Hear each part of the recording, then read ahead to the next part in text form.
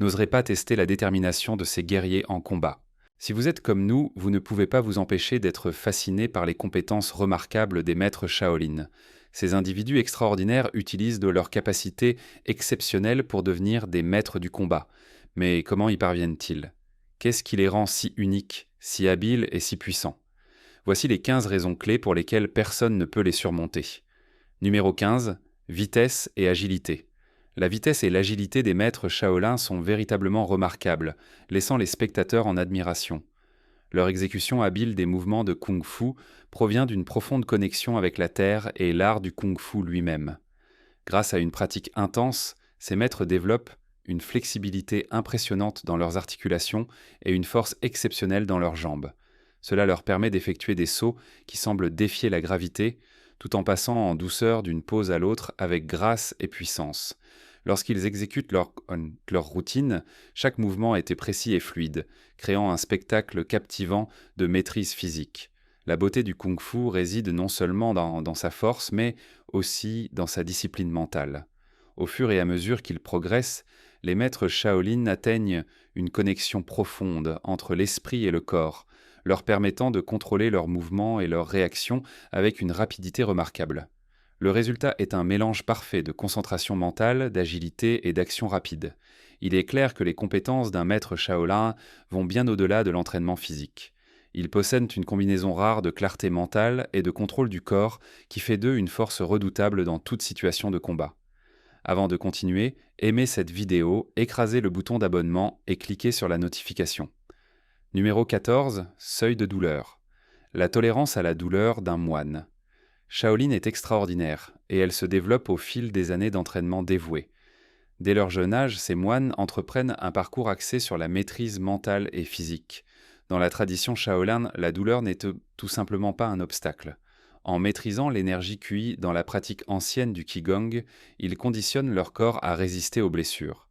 Cette pratique renforce leurs muscles et les fortifie avec une résilience, presque comme une armure invisible. Grâce à des techniques de respiration spécialisées et à une concentration mentale profonde, les moines Shaolin s'entraînent à se surpasser face à la douleur. Cela leur permet d'atteindre un niveau d'invincibilité tant dans l'esprit que dans le corps. Ce n'est pas seulement une endurance physique, leur force mentale est tout aussi puissante, garantissant qu'ils peuvent faire face à n'importe quel défi sans hésitation. Lorsque vous confrontez un maître Shaolin, vous faites face à quelqu'un qui a déjà conquis la douleur, ce qui en fait un adversaire intimidant et presque imbattable. Pour quiconque affrontant un moine Shaolin, la bataille est souvent décidée avant même de commencer. Numéro 13.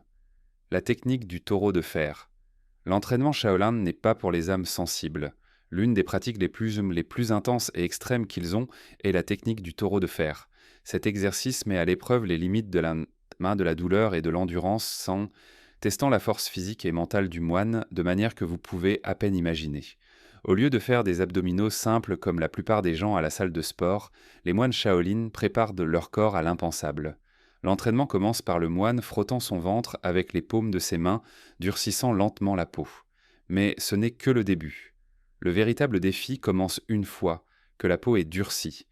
D'autres moines prennent des tours pour donner de lourds coups au ventre des moines, d'abord avec des marteaux en bois, puis en passant à des marteaux en fer. Ces frappes sont si intenses qu'elles ressemblent à un bélier vous frappant directement. Il est difficile d'imaginer quelqu'un se soumettant volontairement à une telle douleur. La question se pose, jusqu'où est trop loin en matière d'entraînement? Après avoir suivi ce régime épuisant, les moines rapportent des résultats extraordinaires. Ils affirment que leurs corps peuvent résister à des coups puissants, des coups de pied, des coups de taille et même des coups de couteau sans subir de blessures. Un tel entraînement intense conduit à des capacités incroyables. Ces moines prouvent que le corps humain, lorsqu'il est correctement entraîné, peut endurer presque n'importe quoi. Leurs compétences sont la preuve que la douleur n'est pas l'ennemi, mais un outil pour maîtriser le corps. L'incroyable tolérance à la douleur des moines et leur capacité à encaisser de tels coups laisseraient la plupart des autres en admiration. Je ne sais pas pour vous, mais Numéro 12. Élargissement de la conscience. Les maîtres Shaolin font plus que développer une force physique exceptionnelle.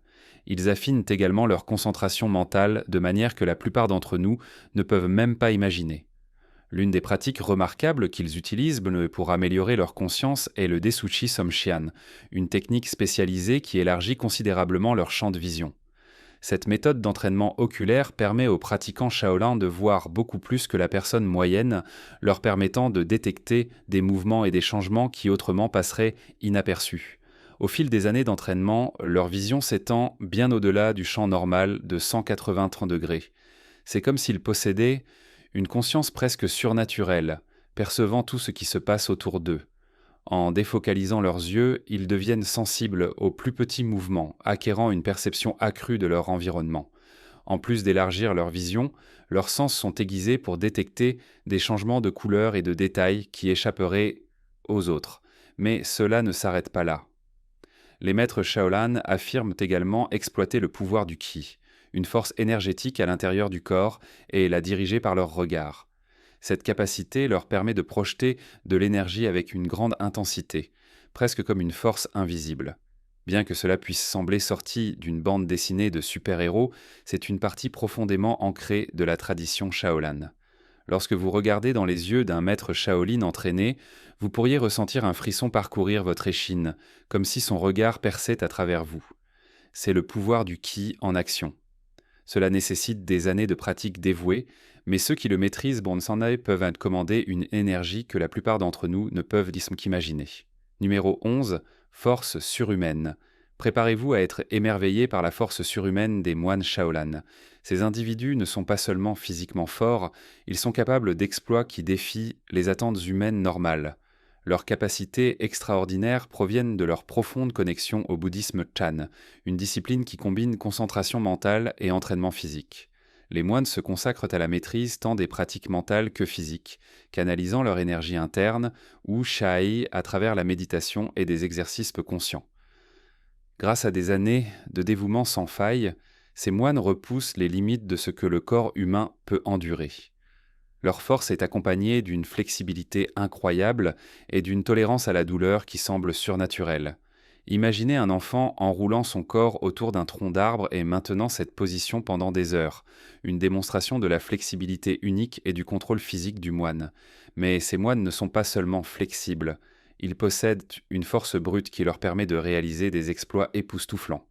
Par exemple, certains peuvent briser des blocs de béton à main nue, tandis que d'autres peuvent effectuer des actes comme se suspendre par le cou sans se blesser. Réaliser de tels exploits surhumains n'est pas un accident. Les moines Shaolin s'entraînent rigoureusement chaque jour, mêlant exercice physique intense à la discipline de leur esprit. Les résultats de leur travail acharné sont évidents. Ils sont connus dans le monde entier comme certains des guerriers les plus résistants, les plus flexibles et les plus résistants à la douleur. Mais leur quête de prouesse physique n'est pas uniquement pour le combat. À travers leur entraînement, ils recherchent également l'illumination spirituelle, atteignant un équilibre entre l'esprit et le corps, s'efforçant d'atteindre un état de paix intérieure et d'harmonie. Numéro 10. Chemise de fer. Imaginez faire face à quelqu'un qui a conditionné son corps à résister à presque n'importe quelle attaque. C'est la réalité du moine Shaolin qui a maîtrisé la technique de la chemise de fer. Avec cette pratique, les moines entraînent leur corps à endurer des frappes qui dévasteraient la plupart des gens. La clé de leur succès réside dans la capacité à exploiter leur énergie chi, la dirigeant pour absorber et dévier l'impact de coups puissants. Le processus d'entraînement pour atteindre cette capacité est à la fois épuisant et intense. Les moines Shaolin s'engagent dans des pratiques extrêmes, comme dormir sur des lits de clous ou subir des coups répétés sur leur corps. Ces exercices sont conçus pour durcir leur peau, leurs muscles et leurs os, les rendant imperméables à la douleur. Les démonstrations les plus remarquables de cette technique surviennent lorsque les moines se tiennent en équilibre sur des lances pointues, leur corps perçant le métal sans fléchir. La capacité à endurer de telles punitions transforme ces moines en forteresses vivantes. Leurs corps deviennent capables de résister à des coups qui mettraient d'autres KO. Si jamais vous vous retrouvez face à l'un de ces moines lors d'une confrontation, il serait sage de reconsidérer votre décision. Leur entraînement à la chemise de fer les rend pratiquement immunisés à la douleur et les défier entraînerait sûrement votre défaite. Numéro 9. Entrejambe de fer. Si vous pensiez que la force et l'endurance des moines Shaolin ne pouvaient pas être plus intenses, détrompez-vous. L'une des pratiques les plus inhabituelles et extrêmes de leur arsenal est la technique de l'entrejambe de fer. Alors que la plupart des gens considéreraient un coup au niveau de l'aine comme incapacitant, les moines Shaolin ont entraîné leur région la plus sensible à résister à des quantités incroyables de force. Cette technique, également connue sous le nom de compétence de la cigale dorée, nécessite une combinaison de préparation physique et mentale pour être maîtrisée. Le parcours commence par le moine purgeant toute distraction et pensée négative, en particulier celles liées à la douleur. Il se concentre sur l'acceptation et la préparation à l'inconfort qu'ils vont endurer. Une fois leur esprit dans le bon état, ils commencent à durcir les tissus de leur région inguinale, en les manipulant pour réduire la sensibilité. Mais le véritable test survient lorsque les moines se soumettent à des coups directs, des coups de pied et des coups visant leur région la plus vulnérable. L'entraînement s'intensifie encore, les moines attachant même des poids à leur scrotum pour développer résistance et tolérance à la douleur. À ce stade, l'entrejambe du moine devient aussi dure que n'importe quelle autre partie de son corps. Bien que cela puisse sembler étrange ou même incroyable, les résultats parlent d'eux-mêmes. Si vous tentiez un coup bas contre l'un de ces moines, il est probable que votre attaque serait vaine. L'entrejambe de fer durcie du moine vous laisserait blessé, rendant toute tentative de frappe là complètement inefficace. Numéro 8. Doigt de diamant. Dans le monde de l'entraînement, Shaolin, chaque partie du corps est poussée à ses limites, y compris les doigts. Les maîtres Shaolin consacrent des années de pratique à renforcer leurs doigts jusqu'à ce qu'ils deviennent aussi puissants que des branches d'arbres. Dès leur jeune âge, ils entraînent leurs doigts en les pressant contre des surfaces dures comme le bois et les arbres, développant une force incroyable avec rapidité et précision. L'objectif n'est pas seulement de renforcer les doigts, mais aussi d'améliorer leur puissance de frappe, les rendant des armes redoutables au combat. Au fur et à mesure que leur entraînement progresse, les pratiquants Shaolin vont encore plus loin en maîtrisant des techniques avancées, telles que les équilibres sur les doigts et la célèbre technique du doigt de diamant. Cette technique est l'une des pratiques les plus intenses des arts martiaux chinois, transformant les doigts en outils capables de porter des coups dévastateurs. L'entraînement implique des exploits extraordinaires comme tirer des clous rouillés, frapper des arbres avec suffisamment de force pour briser leur écorce et même utiliser la puissance d'un seul doigt pour briser des pierres. Ces exploits montrent la force incroyable et la précision qu'un maître Shaolin peut développer grâce à des années de dévouement. L'une des démonstrations les plus impressionnantes de cette technique provient de l'ancien moine Shaolin Haidong, qui a stupéfié les spectateurs en effectuant un équilibre sur un doigt. Cette démonstration était un témoignage des capacités extraordinaires qui découlent de la maîtrise de la technique du doigt de diamant. Avec une telle puissance dans leurs doigts, les maîtres Shaolin peuvent percer la poitrine d'un adversaire d'un simple toucher, infligeant des dommages à leurs organes internes. Leur entraînement transforme les doigts en outils létaux, capables d'exploits incroyables de force et de précision. Maintenant, passons au sujet sucré. Cette image provient d'un combat télévisé remarquable entre un maître Shaolin et un boxeur américain, mais le combat présentait un gimmick très intéressant et excitant. Le maître Shaolin prétendait qu'il pouvait attraper une balle avec ses dents. Ainsi, pour commencer le combat, une mise en scène a été organisée. Le boxeur pointerait une arme sur le moine, tirerait, puis le moine ferait ce qu'il avait prétendu. Vous ne pourriez pas faire cela à la télévision moderne. Il y a trop de règles et de règlements. Étonnamment, le maître Shaolin a réussi. Personne ne peut battre un maître Shaolin, et c'est pourquoi. Naturellement, beaucoup ont supposé qu'il s'agissait simplement d'un tour de magie. Néanmoins, nous pensons toujours que c'est sensationnel. Comme toujours, faites-nous part de vos réflexions dans la section des commentaires ci-dessous en utilisant le hashtag sujet sucré. Numéro 7. Marcher sur l'eau. Marcher sur l'eau peut sembler être l'affaire des légendes, mais pour les maîtres Shaolin, c'est une compétence qu'ils peuvent acquérir après des années d'entraînement concentré. Cette capacité provient d'une technique appelée Jin Shen Shu, ou la compétence du corps léger, qui vise à améliorer l'équilibre, la légèreté et l'agilité. L'entraînement commence par un exercice qui semble assez simple, marcher autour du bord d'un grand bol rempli d'eau. Cependant, la pratique est tout sauf facile. Les étudiants Shaolin passent d'innombrables heures à perfectionner cette tâche, marchant autour du bol tout en portant un récipient qui se remplit progressivement d'eau par le dessous. Au fil des mois, le récipient devient plus lourd et le défi s'intensifie. L'accomplissement ultime de cet entraînement se produit lorsque le récipient est vidé, marquant le moment où l'étudiant a maîtrisé la technique. Mais cette compétence est plus qu'un simple exercice d'équilibre. Les maîtres Shaolin affirment qu'elle leur donne la capacité d'accomplir des exploits qui semblent impossibles. Ils disent même qu'une personne pesant seulement 50 kg peut facilement s'équilibrer sur des branches d'arbres comme un papillon ou une abeille. Ce niveau d'agilité témoigne de l'entraînement incroyable que les pratiquants Shaolin subissent donc, lorsque vous êtes dans Titala, dans la tsae et dans la nature et que vous apercevez un maître Shaolin, vous pourriez les voir perchés sur un arbre, défiant apparemment la gravité. Mais qu'en est-il de la capacité à marcher sur l'eau ? Cette compétence est-elle juste pour le spectacle ? Ou ces maîtres marchent-ils toujours sur l'eau même dans la vie quotidienne ? S'ils se trouvèrent dans une piscine, glisseraient-ils sans effort à la surface ? C'est une pensée fascinante et un témoignage des capacités remarquables que ces maîtres cultivent. Numéro 6. Lancer des aiguilles à travers du verre. Si vous n'êtes toujours pas sûr de la puissance et de la précision des maîtres Shaolin, laissez-moi vous parler de l'une de leurs compétences les plus impressionnantes. Lancer des aiguilles à travers des feuilles de verre. Avec une précision et un focus incroyables, les maîtres Shaolin peuvent lancer une aiguille ordinaire à un angle si précis qu'elle tranche le verre comme un couteau chaud dans du beurre. C'est une compétence qui nécessite des années de pratique, une concentration inébranlable et le genre de discipline que seuls possèdent les moines Shaolin. Lorsqu'elle est exécutée, l'aiguille ne se contente pas de percer le verre, elle semble défier les lois de la physique. Pour ajouter un élément de spectacle, ces maîtres placent souvent un ballon de l'autre côté du verre, de sorte que lorsque l'aiguille pénètre, elle éclate le ballon dans une démonstration dramatique. Observer cette compétence en action est fascinant et met en évidence à quel point leurs capacités sont affinées. Imaginez être en train de combattre quelqu'un qui peut lancer une aiguille à travers du verre sans effort. C'est un changement de jeu, pour le dire légèrement, et certainement pas une situation dans laquelle vous voudriez vous retrouver. La précision avec laquelle ces moines lancent des aiguilles n'est que le début. Certains disent pourtant que leur précision s'étend à d'autres projectiles, les rendant incroyablement dangereux en combat.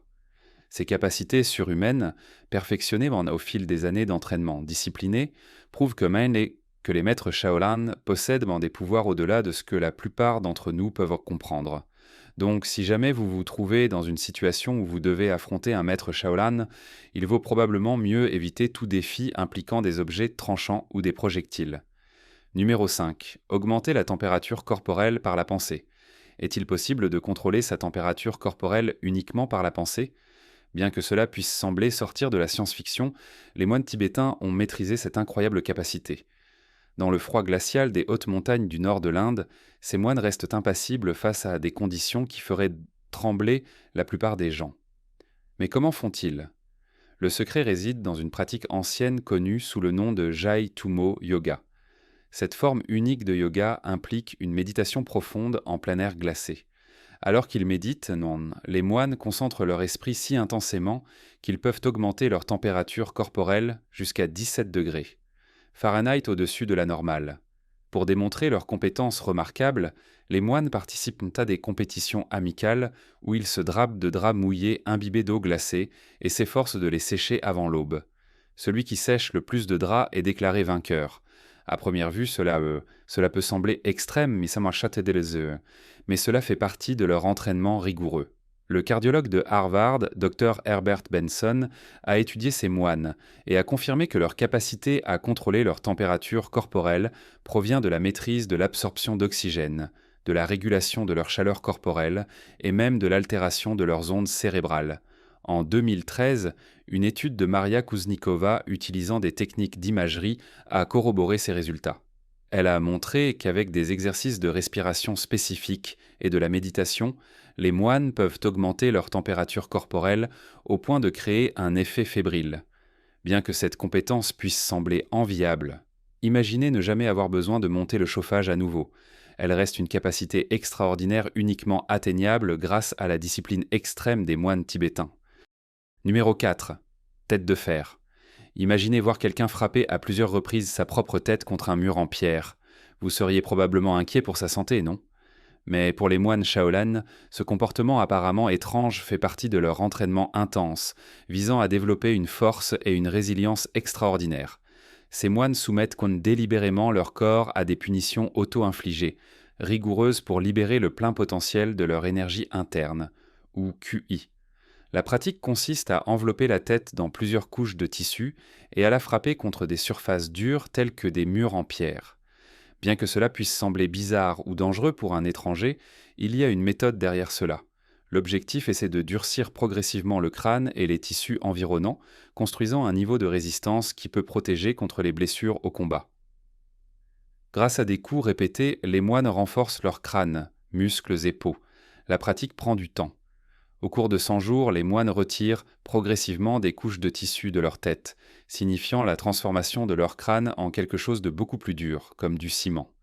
À la fin de leur entraînement, leurs crânes sont incroyablement durs et résilients, leur permettant de supporter des impacts qui incapaciteraient une personne normale. Le but de cette pratique n'est pas seulement de durcir la tête, mais de cultiver un niveau profond d'endurance mentale et physique. Ce rituel, qui peut sembler inhabituel ou même extrême pour les étrangers, est une partie clé de l'entraînement Shaolin, transformant les moines en guerriers capables de résister à presque tous les défis physiques. Numéro 3. Le désastre du selfie en Indonésie.